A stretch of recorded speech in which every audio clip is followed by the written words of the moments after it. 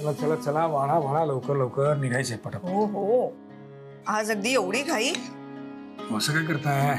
पावसाळा सुरू झालाय, डेंग्यूची साथ आहे, पेशंटच्या रांगा लागल्या तिथे. पण आपल्या मुलींनाही सांगा, काळजी घ्या म्हणा. हा. अहो, मी काय म्हणते, बोला. आपली अमूल्य वेदांत मध्ये अडकत चालली असं वाटतंय का तुम्हाला? काय असं का विचारता तुम्ही? आता काल बघा ना, तिने पुरुषोत्तम भाऊजींची चौकशी केली, त्यांच्या भूतकाळाविषयी विचारलं. त्यांच्यामुळे वेदांतला त्रास होतोय तर आपल्या अमूल्याला काळजी वाटतेय. आता याचा अर्थ काय काढायचा सांगा? नाही, अमूल्याला वेदांची काळजी वाटते हे तुमचं बरोबर आहे, म्हणजे तुम्हाला वाटतंय तसं मला काही वाटत नाही. अहो पण अहो, वेदांतने आपल्याला किती मदत केली आहे.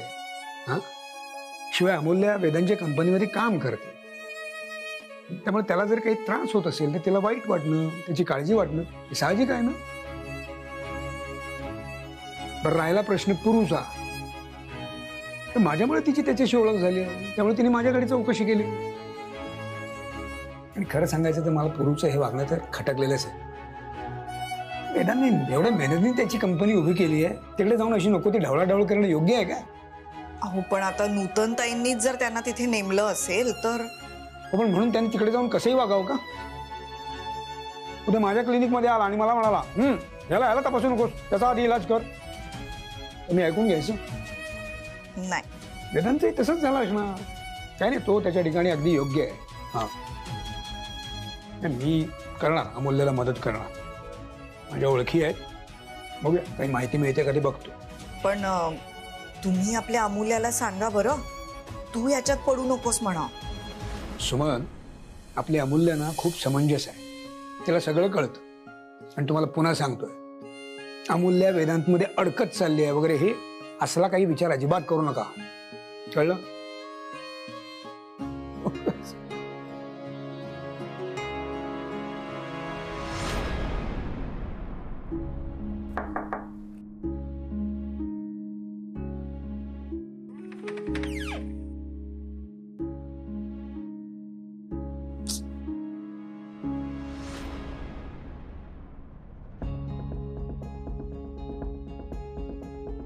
वहिनी, अगं असं डोक्याला हात लावून बसू नकोस. अजून काय करू मग मी अमूल्य? तुला माहितीये, आई घर सोडून गेली, मला सांगितलं वेदांतने. आता त्यालाच भेटून आले मी. बरं आहे का तू? वहिनी, अगं खूप डिस्टर्ब येतो, बोलताना डोळ्यात पाणी आलं त्याच्या. आई पण ना, का करते ती असं? तू काकूंना फोन केलास? एकदा नाही 100 वेळा फोन केला मी अमूल्या, पण ती उचलेल तर शपथ. मला ना आता काय करावं काहीच कळत नाही. अमूल्या, मला दादाची पण खूप काळजी वाटतेय ग. तुला माहितीये ना त्याचा राग कसा आहे. रागाच्या भरात तो काय करेल ना काहीच सांगू शकत नाही. वहिनी, तू शांत हो. हे बघ, रागाच्या भरात तो असं तसं काही करणार नाही. माझं बोलणं झालंय त्याच्याशी, तू नको टेन्शन घेऊस. अमूल्या, तुला एक सांगू, मी लहानपणापासून बघतेय दादाला, पण मी अशी एकही व्यक्ती बघितली नाही जी दादाशी स्पष्ट बोलू शकते किंवा दादाला हँडल करू शकते किंवा दादाजीचं ऐकतो. पण आता अशी व्यक्ती आहे अमूल्या, आणि ती व्यक्ती तू आहेस. मी? हो अमूल्या, तुला कळतंय का, दादा तुझं ऐकतो. त्याचा मूड कसा ठीक करायचा ना हे तुला माहितीये. अमूल्या, ऐक ना, तू एक काम करशील माझ्यासाठी प्लीज? तू ना थोडे दिवस दादाला साथ दे, त्याच्याशी भांडू नकोस प्लीज, त्याच्या बरोबर राहा. हे बघ अमूल्या, तो माझं नाही ऐकणार ग, पण तो तुझं नक्की ऐकेल. मी समजू शकते, तू नको टेन्शन घेऊस.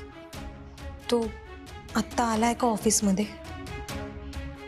तो म्हणाला की त्याची घरी थांबायची सुद्धा इच्छा होत नाहीये आणि ऑफिसला यायची सुद्धा इच्छा होत नाही.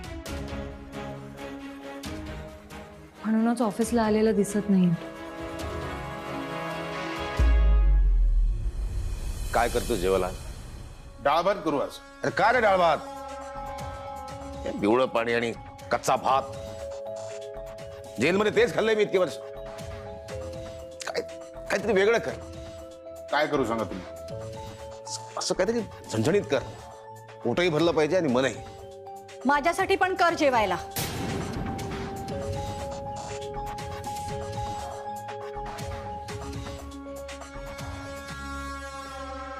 काय झालं काय मॅडम? म्हणजे कुठे निघालात की जाऊन आला? घर सोडलंय मी, दुसरीकडे राहायला चालले. त्याआधी म्हटलं तुम्हाला भेटावं म्हणून आले. हे पाणी घेऊन ये. नको. काय झालंय? वेदांत काही बोलला? तो काय बोलणार मला? मग काय झालं? माझी मुलं ना खूप मोठी झाली आहेत. त्यांना आईची, आईच्या मताची काही किंमतच राहिली नाहीये. आणि जिथे मला किंमत नाही तिथे मी राहणार नाही. ह्याला कशासाठी एवढं मोठं केलं, एवढं वाढवलं? स्वतःच्या मर्जीने लग्न करायचे आहेत त्यांना. खूप जास्त अक्कल आलीये. मी यांच्यासाठी आमच्या तोलामोलाच्या मुली बघते, पण यांना भिकेचे डोहाळे लागलेत. अरे बापरे, आजची तरुण पिढी. असं वाटतं ना, मुलं जन्माला घातली नसती तर बरं झालं असतं. माफ कर मॅडम, पण तुमच्या तोंडी ही भाषा शोभत नाही. मग आईशी हा असं वागणं शोभतं का त्यांना? आईची जरा म्हणून किंमत नाही यांना. विचारच करत नाहीत माझा. मग मी काय करायचं सांगा ना. तुमची मुलं तुमचं ऐकत नाहीत. तुम्हाला घर सोडावं लागतं. ठीक नाही म्हणजे वाईट आहे हे फार. वेदांच्या लग्नाचा याआधी कधी विचार केला नाही, कारण त्यांनी कायम सांगितलं मला लग्न करायचंच नाहीये. आणि विक्रांतसाठी बडवाईकांची मुलगी सारिका पसंत केली होती मी. ह्या दोघांना स्वतःचं भलं कळतच नाही. समजा बडवाईकांच्या मुलीची लग्न झालं असतं तर असं काय झालं असतं? तिने ऐकलं असतं तुमचं? तुमच्या धाकात राहिली असते ती? उलट तिनं तुमच्या डोक्यावर मिऱ्या वाटल्या असत्या मॅडम. आणि जर तुम्ही तिला ताब्यात ठेवायचा प्रयत्न केला असता, बडवाईक 10 वेळा आले असते जा विचारायला. साहेब असताना त्यांची हिंमत नसती झाली तसं करायची. पण आता परिस्थिती वेगळी आहे. तुम्ही एकट्या आहात. तुम्ही अशा मुली निवडा ज्या तुमचं ऐकते, धाकात राहते. भांडी घास म्हणलं की भांडी घासते, पाय चेप म्हणलं की पाय चेपते. माफ करा पण तुम्ही डोक्यात राग घालून घेऊ नका. तुम्ही अशा मुली निवडा ज्या तुमच्या टाचेखाली राहतील. मला वाटतं अशा मुली आहेत, तुंपलवारांच्या मुली आहेत. मॅडम मला लग्न बिग्न यातलं फारसं कळत नाही. अहो पण त्या आपल्या तोलामोलाच्या नाही आहेत. मॅडम राजकारण,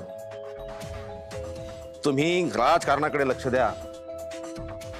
त्याच्यामध्ये आपलं नाव मोठं करा. तुम्ही मुलांना शिकवलत, वाढवलत. आता तुम्ही तुमचं बघा, तुमचा आनंद शोधा. इतकं मोठं नाव करा साहेबांसारखं मॅडम, की विदर्भातल्या प्रत्येक घराघरात तुमचे फोटो लागले पाहिजे.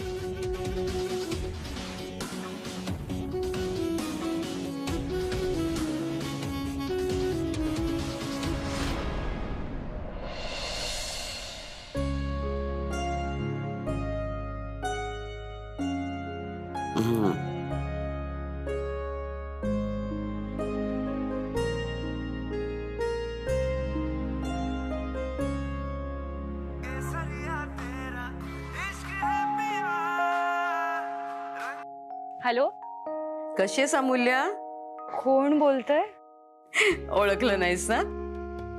अगं वेदांची आजी बोलतेय मी. आजी, आजी बोला ना. गडबडीत नाहीयेस ना ग? नाही नाही बोला ना. आणि घरामध्ये अण्णा, आई, आरती हे सगळे कसे आहेत? सगळे ठीक आहेत. तुम्ही कशा आहात? मी एकदम आनंदात आहे. अशाच आनंदात आणि हसत राहा. हो बाळा, नक्की. बरं, कुठेस तू आता? मी ऍक्च्युली ऑफिसच्या एका कामानिमित्त बाहेर आले होते. बोला ना. बर, अगं मला तुला भेटायचंय. कधी वेळ आहे तुला भेटायला, सांग बरं. भेटायचंय? आजी, तुम्ही कशाला त्रास करून घेताय? मी येते तुम्हाला भेटायला. तुम्ही सांगा कुठे येऊ? नाही, ऐक, मीच येते तुला भेटायला. तुझ्या वेळेप्रमाणे भेटू आपण. अगं तू सकाळी उठून कॉलेजला जातेस, अभ्यास करतेस, तिथून घाईघाईने ऑफिसला येतेस, तिथली कामं करतेस, परत घरी जाऊन अभ्यास करतेस, हो की नाही? आता या सगळ्यामध्ये मला भेटायला तुला कधी वेळ आहे ते सांग. आजी, तुम्हाला तर माझं सगळं स्केड्यूल माहितीये. कसं काय? सांगेन ना, आपण भेटलो ना की नक्की सांगेन. बरं ऐक, आज संध्याकाळी 7 वाजता भेटूया. मी घरीच येईन तुझ्या. अगं फोन करून येईन, चालेल?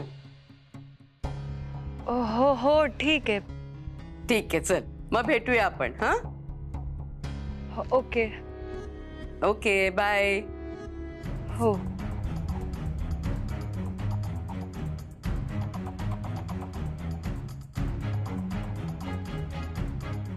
कधी एकदा अमूल्याला देते ना, असं झालंय मला.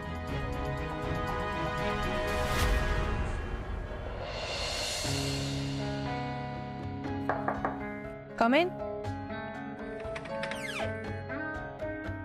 काय झालं? वहिनी, अगं मला आजींचा फोन आलेला. हो, काय म्हणत होती? त्यांना मला भेटायचं. वहिनी, काय झालंय? का भेटायचं असेल त्यांना?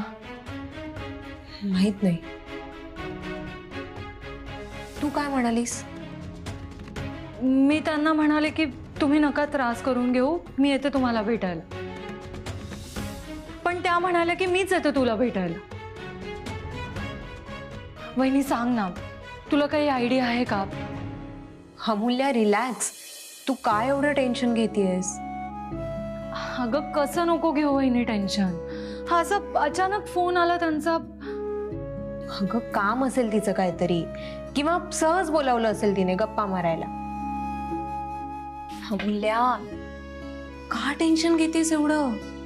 तुला दादाने सांगितलं असेल ना की आजी काही दिवस तुमच्या दोघांवर लक्ष ठेवून असणार आहे.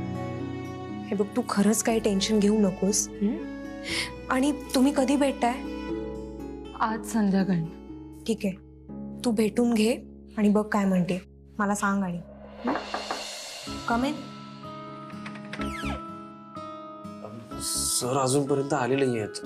तुम्हाला कोणाला काही माहिती आहे का सर कधी येणार आहेत ते?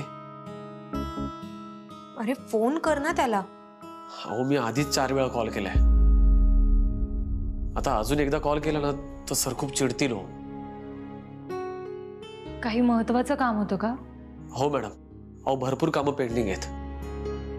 चेकवर सह्या बाकी आहेत, काही पेपर्स आहेत त्यावर सह्या घ्यायच्या आहेत. चेक जर वेळेवर गेले नाहीत ना तर सगळाच गोंधळ होऊन जाईल.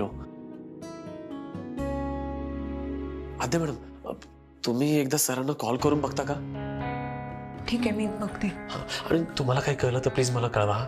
मी अकाउंट डिपार्टमेंटमध्ये. ओके.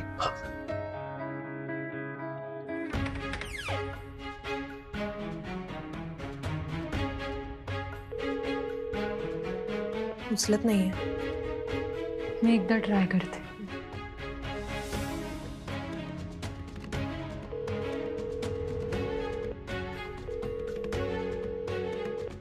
उचलत नाही. ठीक आहे, आपण ट्राय करत राहूया फोन.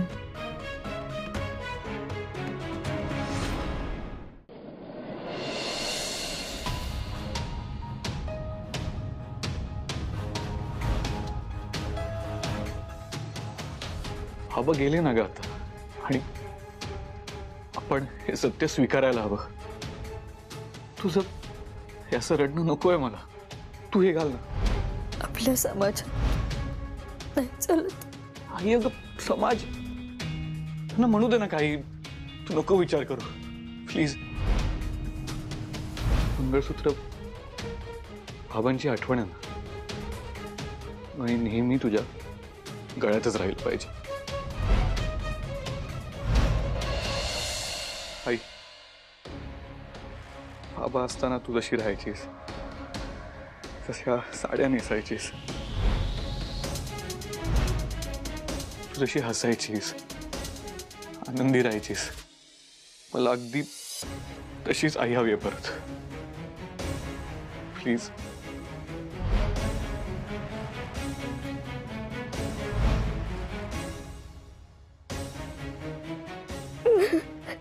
आई,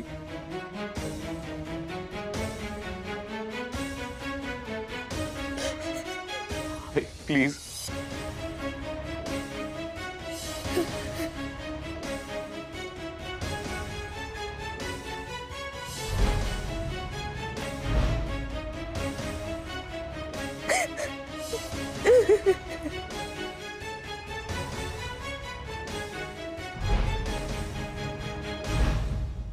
सर हे बघा, हे माझे बॉस आहेत. मी यांच्या ऑफिसमध्ये काम करते. मी खरं सांगते सर, हे मुलींशी बोलत सुद्धा नाहीत. इनफॅक्ट सर, ह्यांच्या ऑफिसमध्ये मुलीच नाही आहेत कामाला. त्यामुळे सर, तुम्ही जे काही बोलताय ना, ते खरंच अशक्य आहे.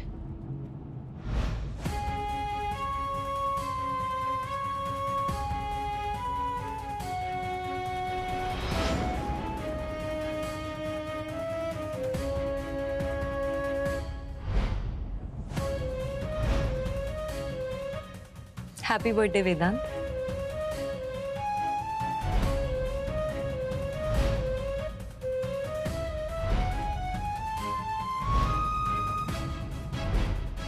माझं लग्न ठरलं. I love you. तुला अमूल्य आवडते ना?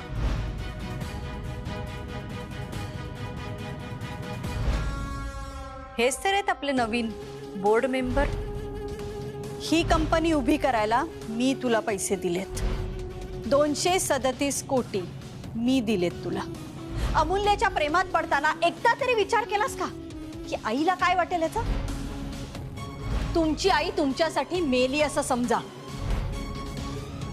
तू पैसा कमवतोयस ना, तू हे घर चालवतोयस, मग तू इथे राहा, मी चालले.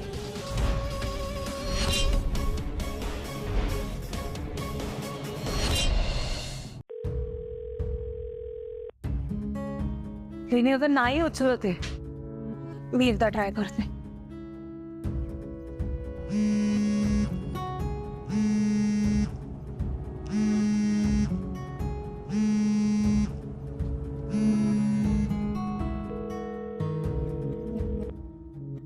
नाही उचलते.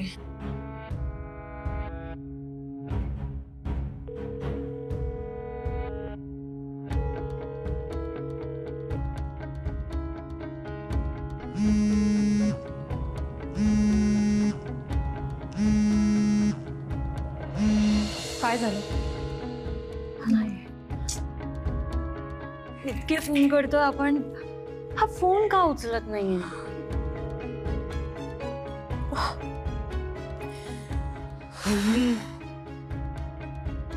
अमूल्या, मला काय करावं काहीच कळत नाहीये. वहिनी हे बघ, तू टेन्शन घेऊ नकोस. तो नक्की काहीतरी कामात असेल. नाही अमूल्या, तो माझा फोन नेहमी दुसऱ्या रिंगला उचलतो, पण आज तो ना तुझा फोन उचलतोय ना माझा. काय समजायचंय आपण? अगं वहिनी, अडकला असेल तो कुठेतरी, किंवा त्याला त्याची स्पेस हवी असेल.